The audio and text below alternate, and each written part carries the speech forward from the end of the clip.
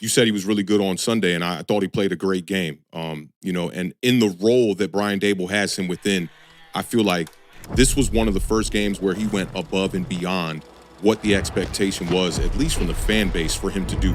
Finished today 23 of 34 for 257 yards, 2 touchdowns. He had 11 carries for 38 yards. Some tough, gritty ass runs, man. Like, this dude on 3rd and 1, they run a read option play that's dead in the water, and he finds a way to cut it back and get like 6 yards. There were multiple times where he's running the ball. The one where he got up and he looked at the defender because he was hurt on the ground, and he kind of just looked at him and kept walking back to the huddle. That was another 3rd down, I believe that was, where he picked up like 8-9 yards on the ground. So we're starting to see that Daniel Jones from 2022 a little bit more, which there's a balance there. It's like every time he runs and he gets hit, I am getting a little bit worried, but I love what he's doing, the gutsy type of performance on 3rd down to be able to extend these drives. In his last 4 games, 6 touchdowns, 1 interception. And we've always talked about and, made it a point to, bring light to these notable type of performances. Jordan Love had one last year at the end of the year after October. He had a tough October when he went into November, balled out. Trevor Lawrence did the same thing a year ago, too, where I believe it was 12 touchdowns, 2 interceptions during his 5 or 6 game run. And for Daniel Jones to do this in 4 games, 6 touchdowns, 1 interception, it's extremely good for him right now. Versus the blitz in week 5, he was 14 of 18 for 131 passing yards and 2 touchdowns, no interceptions. So there's no doubt about it. Daniel Jones is playing some of his best football right now.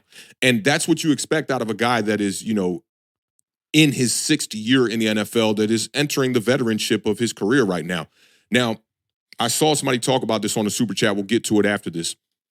Daniel Jones has been a very different quarterback on the road than he has been at home, and the numbers are staggering.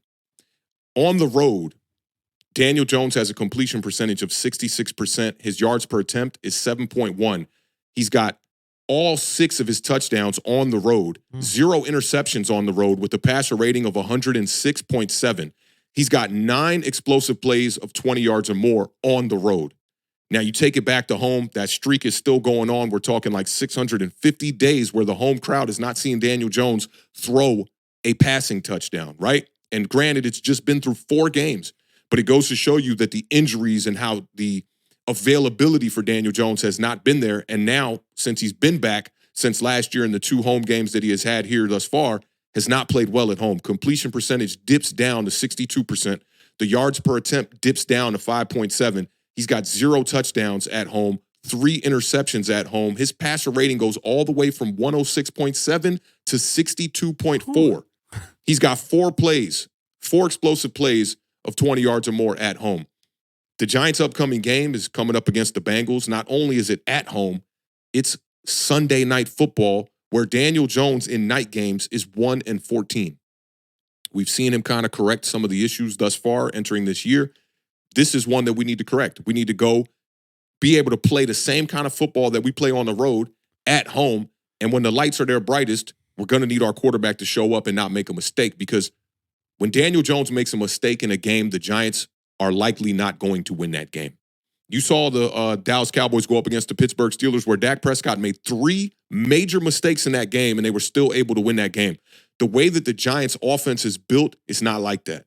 We cannot afford to have these mistakes. And then we're talking about the other mistakes from wide receivers and the rest of the unit of running backs fumbling the ball, the wide receivers dropping the ball. Now the New York Giants are 3rd in the NFL in drops. They went into Seattle number 1 in the NFL with 11 drops. So you have to find a way that if everyone else around you is struggling and making these mistakes, we absolutely cannot afford for Daniel Jones to make those mistakes along with them. And I understand this is a young team.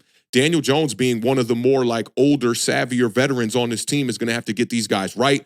He's going to have to lead these guys and be accountable himself, but also lead by example so that they don't make those mistakes as well. He's already made enough mistakes so that they don't have to make that. We saw Daniel Jones rookie year, the fumbles, the interceptions, and now he's a quarterback that is relatively not known for turning the ball over outside of his 2023 season. Now, the other place where Daniel Jones needs to be a bit better is in the second half. The first half version of Daniel Jones and the second half version of Daniel Jones are 2 very different quarterbacks. I'm not putting that all on Daniel Jones, though. Some of that fault goes to Dable, learning how to win when the games get close or when you have a 1-score lead. Some of it obviously is going to go to the wide receiver core that in clutch moments we've seen Malik Neighbors Darius Slayton, Wan'Dale Robinson, all have their fair share of drops that can be the fault, or we can't say the fault, but we can say a portion of the reason why the New York Giants aren't winning certain games. And I'm thinking about the Commanders game mainly, right? In the first half this year, Daniel Jones has 81 attempts in the first half, a 74.1 completion percentage, 4 touchdowns, 0 interceptions, passer rating of 111.9 with 9 explosive plays. Second half of games, 97 attempts, so not that many more. Completion percentage dips down to 55.7, which is almost unacceptable in the NFL. It is unacceptable. Right? 2 touchdowns, 3 interceptions. The passer rating dips from 111.9 to 64.9. 4 explosive plays.